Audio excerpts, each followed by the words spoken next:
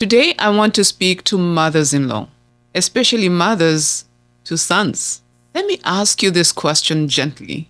What climate are you creating for your daughter-in-law? Is she walking into a garden or into a courtroom? Welcome to Yenga's Corner, podcast empowering women of all ages through God's Word. Hey, dear friends, welcome to Yenga's Corner. And we are almost landing for our Project 50. And today I want to talk to you about a woman who was an amazing mother-in-law. And this is going to speak to us as mothers. If you're already a mother-in-law or mother-in-law to be, I want us to really learn from this woman, especially for myself as a new mother-in-law, because my son recently got married. He's barely, into his first year of marriage. And so I was graced to welcome a daughter-in-law into my family. And so, you see, I want to share about Naomi's story. We know it in the Bible. We've heard of it. It's found in the book of Ruth. If you read Ruth chapter 1, you can see the sad story of Naomi. Naomi had lost her husband. She had lost her son. She had lost everything. In fact, she even wanted to change her name from Naomi to Mara, meaning, like the Lord has dealt so harshly with her. And so she had two daughters-in-law, Ruth and Orpah. And you see, with having lost everything, legally Ruth no longer belonged to her. There was no inheritance. There was nothing, no advantage, no benefit. So she could have easily told Ruth, just go back to your people because I owe you nothing. But what she did is that she released in love, with so much love. But the answer to Ruth during this release, it is what helps us understand what kind of relationship that Ruth had with Naomi. So Ruth responded with loyalty. And we find that in the book of Ruth chapter 1, verse 16. When Naomi is sending her away, she says, where you go, I will go. And where you stay, I will stay. Your people be my people, and your God, my God. Wow. Did you hear that? Like Ruth was not obligated. She was not compelled to stay with Naomi. But she chose to stay with Naomi. Why? Because kindness built that loyalty. Kindness built that closeness with Naomi. And this is so powerful, my friends. And so I want us to learn 3 lessons with the story of the relationship between Naomi and Ruth. And lesson number 1, for us mother-in-laws and you future mother-in-laws, if you haven't yet reached that place, is that you don't compete, you cover. As mother-in-laws, sometimes we struggle when our sons marry. We feel as if we have lost them. We have been there, they're caretakers, we feel like we've always been there, their first point of contact, and another woman comes and takes that place. So we kind of feel like a displacement, which we shouldn't though, because your daughter-in-law is not your rival. She's your assignment. God has brought your daughter-in-law into your life so that you can be able to coach her to thrive. You can be able to walk with her so that she can build her future with your son.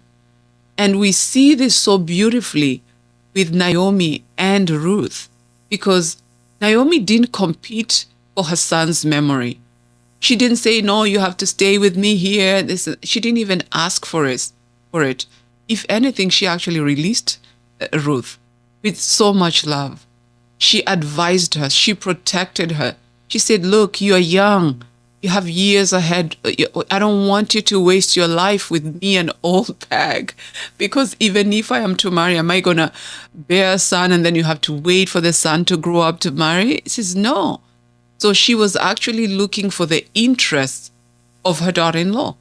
But oftentimes we see that mother-in-laws, they're looking for their own interest. They say, oh, why did my son buy you this and hasn't done this for me? And so it's like we're almost competing with our daughter-in-laws. So lesson number 1, as a mother-in-law, please, you don't compete, you cover. So cover your daughter-in-law, cover her marriage, advise her, because you determine that destiny. With Naomi, with Naomi's wisdom, we see that Ruth was able to enter into her destiny. She guided her step by step until she was able to marry to Boaz. So it shows that the climate that we create as mother-in-laws, it determines whether your son's marriage is going to thrive. So you are either fertilizer or frost. Remember this. Are you fertilizer to the garden of your son's marriage? Or are you frost, killing all the beautiful flowers, killing all the plants in their home? I pray that you choose wisely. I pray that you be fertilizer in your son's marriage. And lesson number 2 is that wisdom is built over time. My friends, we are so harsh on our children, on our daughter-in-laws, on our daughters-in-law, that we want them to have our 30 years of experience. I have 30 years in marriage, but my daughter-in-law, she's just walking into it from day 1. So she does not have to leave my story. She does not have to gather my scars and my lessons. I had a whole lifetime to be able to build that. So if you see any quirks, if you see any things that you're like, there's room for growth, please be patient with your daughter-in-law. Don't be like, I never do that. My mother even never did that. No, she just walked into her marriage. She's still new. She's still learning. I remember when my husband and we got married, our pastor said something beautiful. He said, Yenga has never been married. You have never been married before. So guess what? You're going to be making lots of mistakes on each other. Be patient with each other. And I carried that all along. So every time there was some things going on and sometimes even my husband would get impatient with me. He's like, what's up with this? I'm like, hey, I'm in training here. I'm learning. So the same thing, your daughter-in-law, she's learning. She just walked in, because we know a house is not built in one day. Neither is a woman. And so please, the same way that Naomi guided Ruth step by step, that's the same way that we need to guide our daughters-in-law. Wisdom is best transferred in love, not criticism, because correction without compassion feels like rejection. A friend of mine was telling me how her mother-in-law, she goes like, you don't even know how to iron my son's clothes. So every week she would come, pick up the laundry and go and iron her son's clothes and bring them back. And I said, wow, that is rejection. And rejection creates distance. Now that's criticism, that's creating rejection, and it's pushing your daughter-in-law further and further away. Instead, take her in kindness. Anything, maybe you might want to show her. Maybe if it's a new recipe, it's a family recipe, show it to her. Their mothers-in-law who hoard their family recipes. Why? Because they go like, hey, if I give it to you, my son will never come to visit me. No, share it with your daughter-in-law. And then lesson number 3 is that loyalty is earned. Ruth stayed because Naomi was safe. So I want you to ask yourself this, and ask yourself honestly, Is your daughter-in-law feeling safe with you? Can she come safely and disagree with you? Or is it like, oh, this is what I did, this is what I say, this is what's going to be done? Safe to grow with you? Safe to open up? Safe to learn from you? Friends, we need to create that environment. And I'm praying to God, I want to create that environment for my daughter-in-law because I want her to thrive. I want her to grow. I want her to see that it's a good thing to be married because it's God's plan. It's not man's plan. And God says it was not good for man to be alone. I am going to create him a suitable helper. And so I want her to feel confident, even in the new role of wife, somebody's suitable helper. And me as a mother-in-law, I need to play that role. So Ruth could have decided to return home, the safety of her mother's home, her father's home, but she chose willingly to stay with Naomi. And not only to stay with Naomi, but to stay with God. She said, your God be my God. Friends, this tells me that Naomi lived her faith in a way that it was so attractive, in a way that Ruth said, this is what I want. I want to be like you when I grow up. That is influence. We have influence on our daughters-in-law. What influence do you have? What influence are you giving to your daughter-in-law? Are you so demanding or so authoritative that she cringes every time she sees you? Is she dreading the holidays because she has to bear with you through dinner? Through Thanksgiving? It's a war? The Christmas holidays? Friends, it shouldn't be so.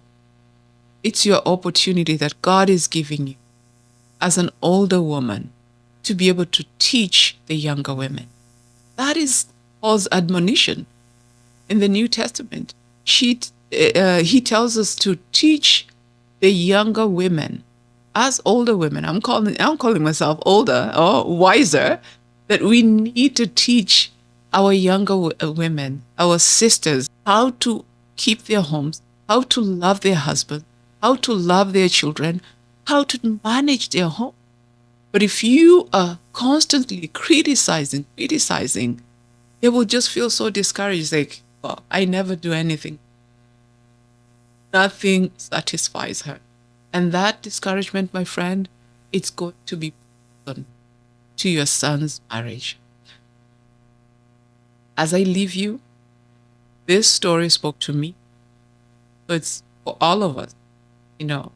It's for all of us to grow and to understand that we have influence. And influence can do two things. It can either build or it can break. What are you choosing to do? Because a daughter-in-law flourishes, it is the whole family flourishes. That we were able to have the Messiah. Can you imagine? She was not an Israelite. She was not Jew. But because of her obedience, because she embraced the God of Naomi, she actually was the lineage of the Messiah, Jesus himself. She came and changed history, not only for her life, but also for her people. They entered into history. So legacy is not control, my legacy is cultivation. I encourage you, go cultivate that garden of your son's marriages by being good partners with your daughter-in-law, taking them under your wing so that they can thrive. I hope this has been a blessing to you, friends. If it has, never keep a good thing to yourself. Send it to a mother-in-law. Not telling them, oh, I think you need this because you're not a good mother-in-law. No, just as an encouragement. And if this message has blessed you, Let us become women who guide and not compete. Until next time, friends, stay blessed. See you in the next video.